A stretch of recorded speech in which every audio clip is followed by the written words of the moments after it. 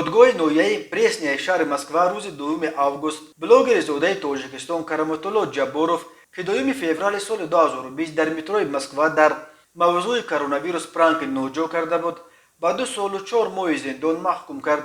در این باره به خبرگزاری روسی تاس ادوکات او رامان شخمانوف خبر داد. موکل من جباروف با 2 سال و 4 ماه محبس محکوم شد. شریکان او حکم شرطی گرفتند، گفته است ادوکات. ولی شخمانوف افزود که کرامتالله جباروف گناه را پرره به گردن گرفته با نظر داشت مولتی که او در سزا قرار داشت او را می توانند الکی بعد 3 هفته یعنی تا پایان ماه آگوست آزاد کنند. البته اگر دادستانی یا مأموریت متروی مسکو از این حکم شکایت نکند، از طرف خود ما از این حکم شکایت بردنی نیستیم، گفت رامان شخمانوف.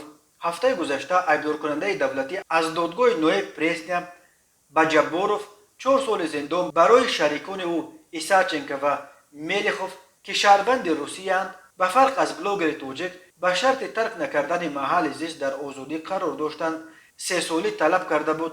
جباروف از 9 فوریه سال 2020 اینک قریب 1.5 سال باز پشت پنجره قرار دارد.